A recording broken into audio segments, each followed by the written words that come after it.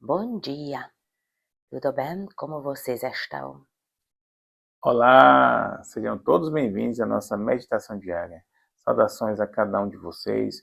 Eu sou o João Daniel e juntamente com Diana, estamos aqui em Salvador da Bahia. Essa é a nossa primeira condução nesse ano de 2026. Estamos muito felizes de estar com vocês. Vamos nos sentar confortavelmente numa cadeira, no chão se a gente tiver, ou no nosso sofá, onde for melhor para nós. E vamos buscar nos silenciar por alguns instantes. Podemos colocar atenção na nossa respiração, inspirar o ar e deixar o ar sair bem lentamente por alguns instantes.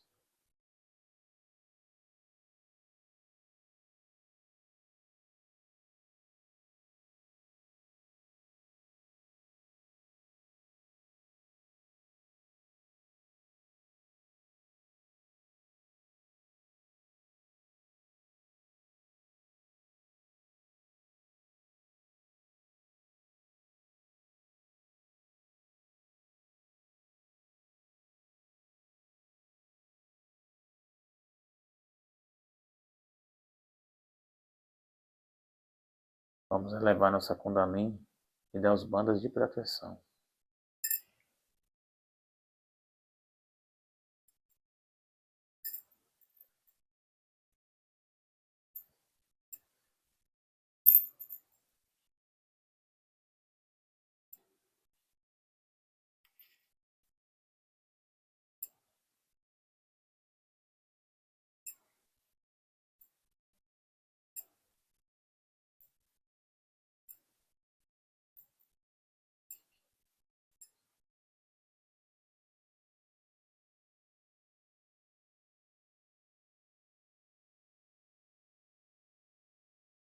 Vamos colocar nossa mão direita em direção à Mãe Terra, em contato com a Mãe Terra. Estivermos sentados no chão.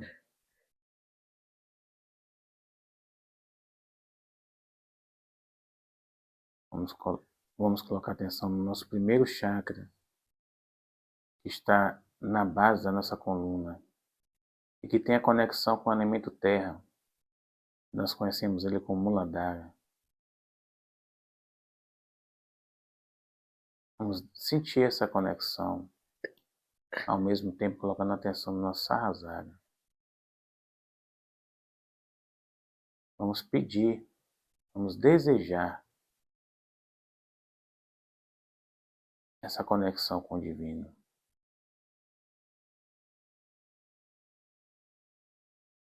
Mantra Shri Nirmala Ganesha.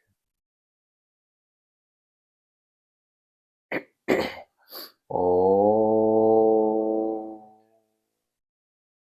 Tvameva Sakshat Shri Nirmala Ganesha Sakshat Shri Adi Shakti Mataji Shri Nirmala Devi Namo Namaha. Ó Shri Ganesha, por favor, desperta as vossas qualidades dentro de mim.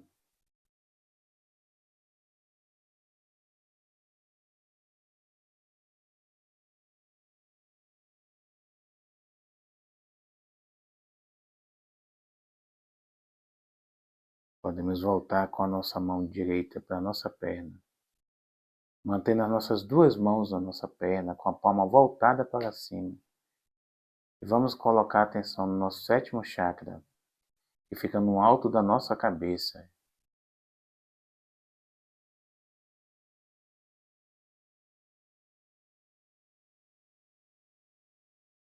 Estamos na semana onde a gente celebra o festival indiano do Makar Sankranti. É um momento muito auspicioso, porque ele celebra a transição do Sol para o signo de Capricórnio, marcando assim o fim do inverno e auspicioso início da colheita e dos dias mais longos. Isso, pessoal, é auspicioso para nós, porque simboliza um novo começo, uma renovação espiritual. Estamos começando um novo ano. Então vamos desejar que esse ano de 2026 seja um ano em que essa luz da espiritualidade seja despertada em toda a sociedade. Faremos uma meditação mais introspectiva. Vamos buscar manter a atenção no nosso Sahasrara. E logo após, iremos assistir o discurso de Shri Mataji. A meditação hoje será mais simples, buscando conservar esse estado de meditação. Se alguns pensamentos ainda persistirem, só precisa nós internamente dizermos: esses pensamentos não me pertencem. Vamos meditar nesse momento.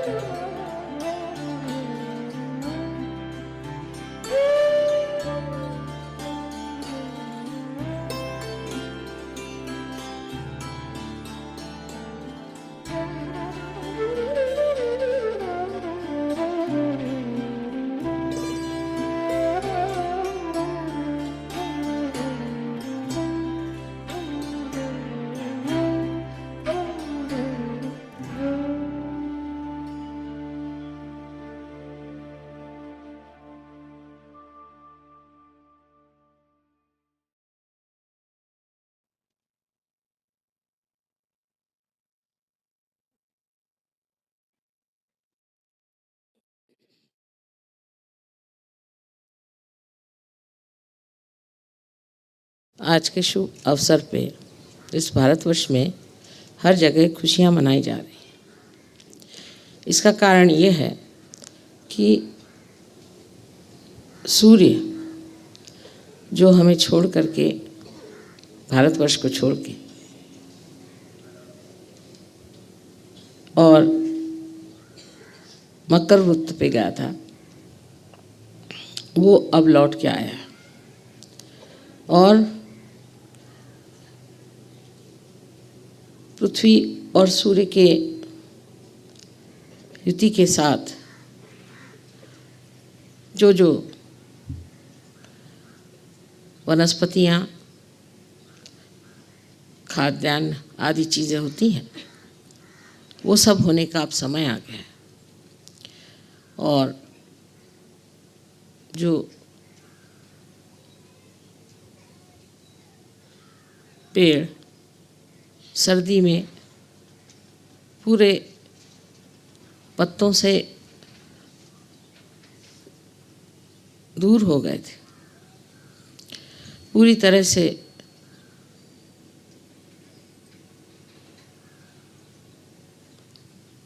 ऐसा लग रहा था जैसे कि वो सब मर गए हैं, वो सारे पेड़ फिर से जागृत हो गए, उसमें हरियाली आने लग गई। और इसलिए इस समय का जो विशेष है कि पृथ्वी फिर से हरभरित हो जाएगी, सारे ओर फिर से कार्यक्रम शुरू हो जाएंगे। और विशेषकर उत्तर हिंदुस्तान में, जहाँ की ठंड बहुत ज़ोर से पड़ती है, वहाँ तो इसका विशेष रूप से उत्सव माना जाता है कि सूर्य का आगमन हुआ और सूर्य के कारण जो भी हमारे कार्य हैं वो अब पूरी तरह से होने वाले हैं। इसलिए आज की बड़ी शुभेच्छा हम यहाँ के सब लोगों को कहते हैं और सोचते हैं कि आज के शुभ अवसर पे आप सब लोगों से यहाँ मिलना हुआ, ये भी एक बड़ी आनंद की बात है। जैसे सूर्य का आना हम लोग बहुत ऊंचा मानते हैं, उससे भी कहीं अधिक सहयोग का सूर्य इस पृथ्वी पर आना महत्वपूर्ण है, क्योंकि सृष्टि की जो कुछ सृजनता है, जो क्रिएटिविटी है, वो सूर्य से प्लावित होती है और सूर्य उसको चालना देते हैं। और परम चैतन्य की जो सृजन शक्ति है, उसका जो कृतकार्य है, उसको चालना सहयोग से मिली है। अभी तक परम चैतन्य जो था वो किसी कार्य में संपन्न नहीं हो पाया था। उसकी वजह ये थी कि उसका सूर्य अभी तक उस के प्रांगण में उतरा नहीं था। लेकिन अब ये सूर्य ये परम चैतन्य के प्रांगण में उतर गया है और इसके कारण आप सबके अंदर उसका प्रकाश आया। उस प्रकाश के कारण आपकी कुंडलिनी जागृत हो गई और आपके अंदर जो एक सृजन भूमि थी वो पूरी तरह से हरित हो गई। और इस सृजन भूमि को आप इस तरह से बना रहे हैं कि सारे संसार को इससे लाभ हो सकता है। और ये बहुत बड़ी बात हो गई है, बहुत दिव्य बात हो गई है। ये बात पहले हो नहीं पाई थी। हमारे यहाँ अनेक ऋषि मुनियों ने इस पर विचार कहे हुए हैं कि ऐसा कौन सा दिन आएगा जब सामूहिक तरह से ये सृजनता जागृत होगी। वो सृजनता आज जागृत हो गई है और इसलिए ये न कि सिर्फ पृथ्वी की सृजनता का ही एक पर्व है, पर सहयोग के सृजनता का भी बहुत बड़ा पर्व है।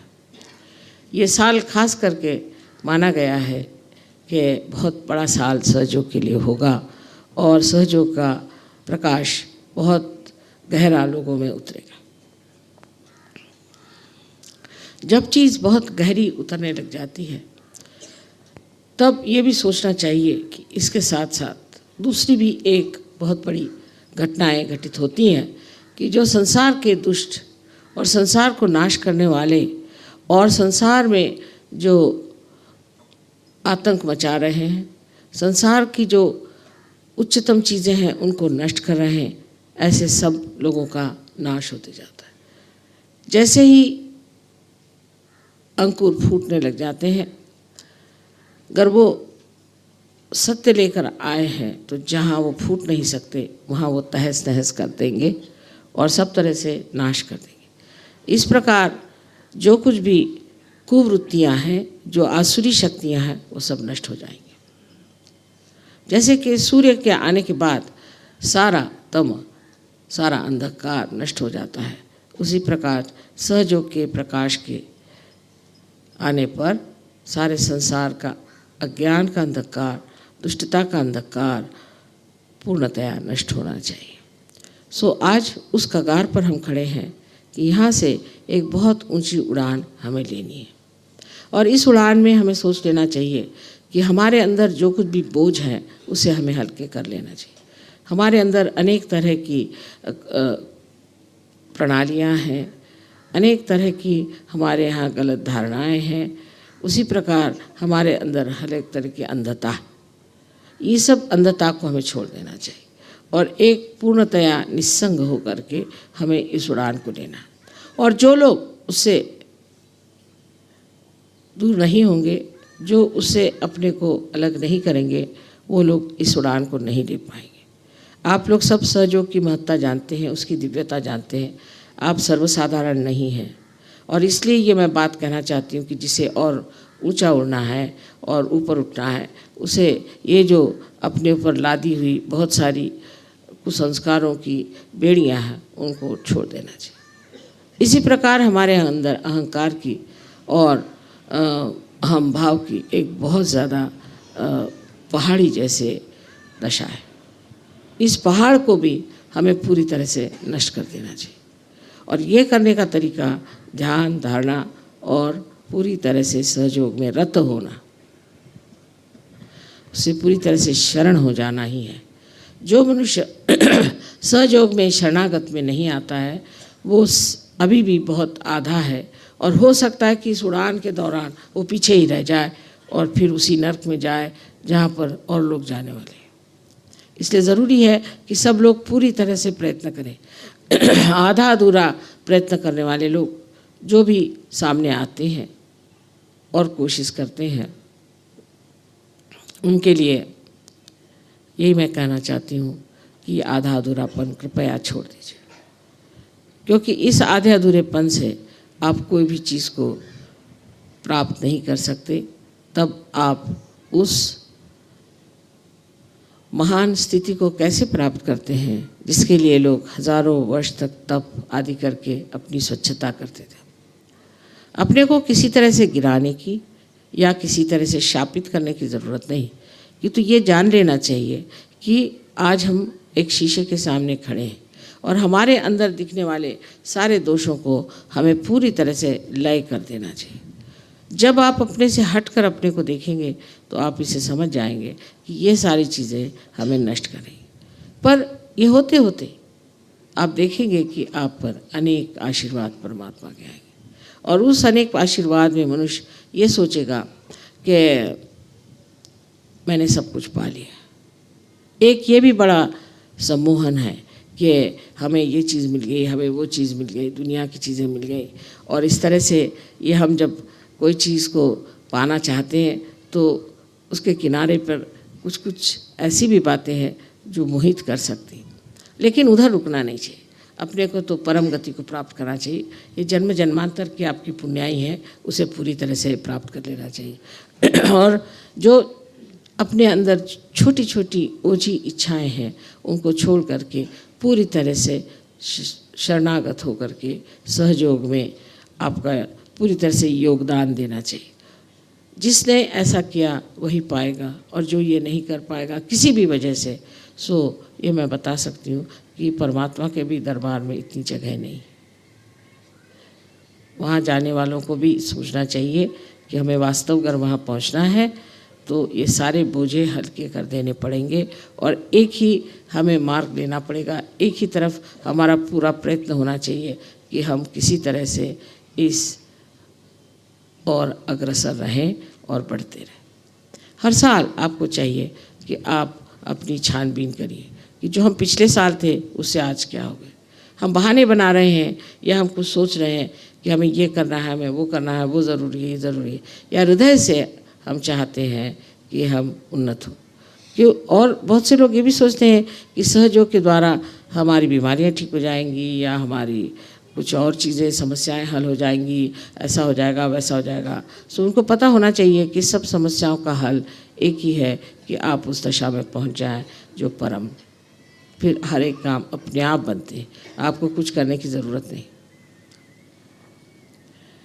इस प्रकार आज के दिन आपको मैंने अपना मनोदय बताया, पर मैं चाहती हूँ कि आप भी अपने हृदय में ठान लें कि मैं जो बात कह रही हूँ वो दिखने में बहुत सहज सरल है, किंतु मनुष्य की जो प्रवृत्तियाँ हैं, उसकी जो गतिविधियाँ हैं, वो इस कदर विचित्र है कि मैं भी उसे नहीं समझ पाती। कहते हैं कि समझ में आए तो वो क्यों कर खुदा हो, लेकिन मैं तो कहती समझ में आए तो क्यों कर मनुष्य हो, क्योंकि मनुष्य इतना जटिल है, इतना जटिल है और उसका समझना बहुत ही कठिन है। आप लोगों से मुझे यही विनती करनी है कि देवत्व को प्राप्त करने के लिए इस मनुष्यता की जो जटिलता है इसे पूरी तरह से धिक्कारना चाहिए और उसे छोड़ देना चाहिए और यही कहना चाहिए कि हमें उसी देवत्व को प्राप्त होना है जिससे हर चीज़ आप जिसे भी छूते हैं वो प्लावित हो जाएगी, चेतनामय हो जाएगी, सुंदर हो जाएगी।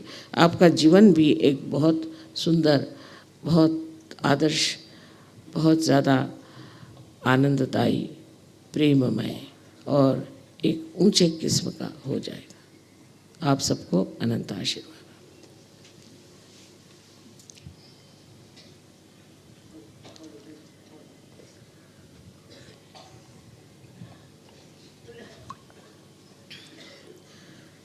Today is a day for us to celebrate in India very much, and maybe also most of the Europe, because the sun goes down to the Capricorn, and from Capricorn it then comes to Tropic of Cancer. When the sun comes on this earth back, then all the creativity of the Mother Earth starts acting, and she creates such beautiful things like flowers, such nice things, nourishing things like fruits, and fulfilling things like foods. She makes our eyes cool down with the greenery she has, and the way she blesses us is manyfold with the advent of the sun. In the same way, now that the sun of Sahaja Yoga has risen and is coming to the zenith, and it has definitely shown you the result on the earth principle, that is your Muladhara, and the creative power of that Muladhara, which is the Kundalini, has been rising and rising and rising and opening your being and showing the results in your lives. It has made your lives very beautiful. It has made your life very joyous and very happy. Now we are at a point where we have to trigger a new jump, a new flight we have to take. And for this flight, we have to see that we really become very light in our ideas, in our thoughts, and in our conditionings. We are so much full of conditionings. All kinds of conditionings are on us. They're so deep that sometimes I fail to understand human beings. I just don't understand how they get stuck to things which are of no value, which have no sense, and they get lost. In this higher jump that we are going to take. Many will be left behind as a result, those who won't be able to come out of that. So at this stage, I have to request you that you should really fully dedicate yourself to meditation and surrender yourself to collectivity.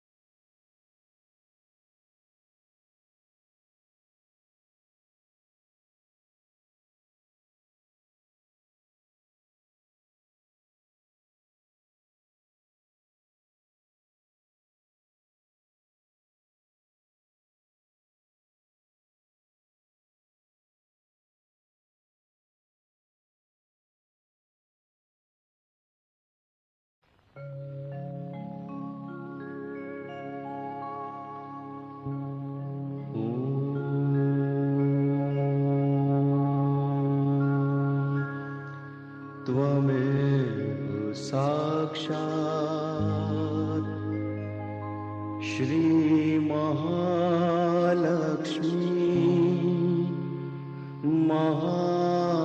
Mahasaraswati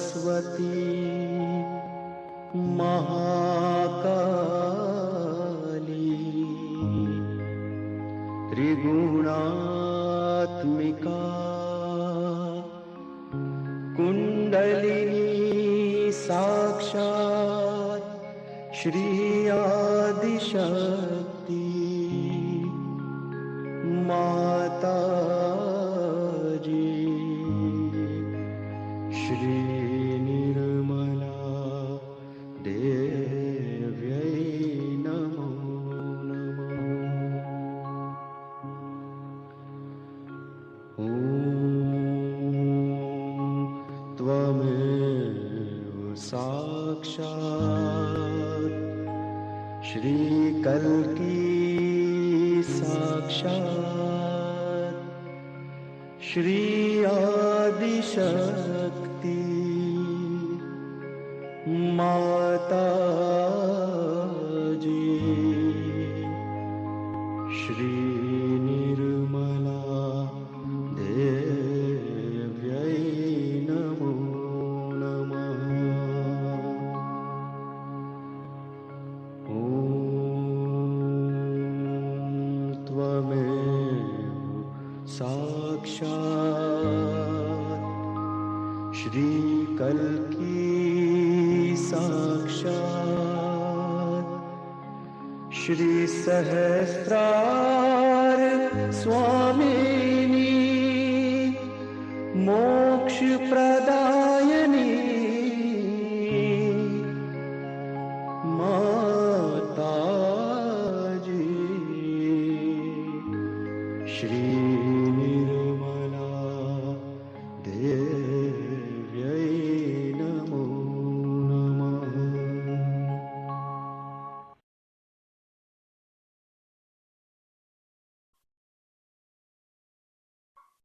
Vamos retornando. Estamos encerrando a nossa meditação nesse momento.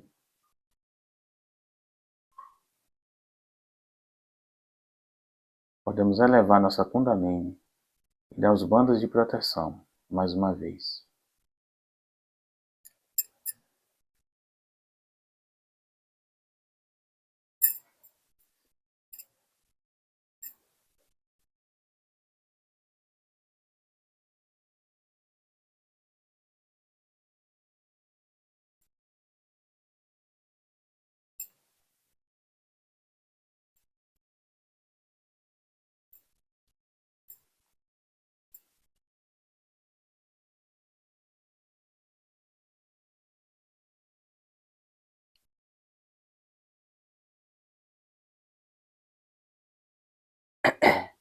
Desejamos a todos feliz dia com todas essas vibrações. Que nesse ano de 2026 a gente consiga alcançar esse objetivo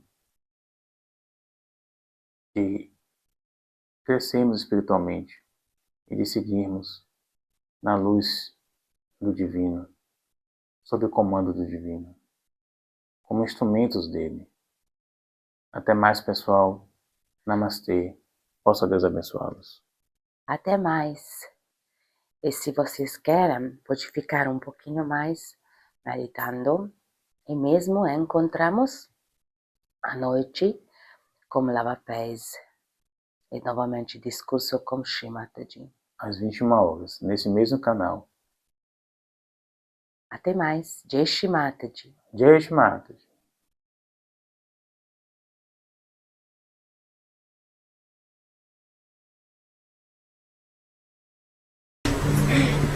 Ah!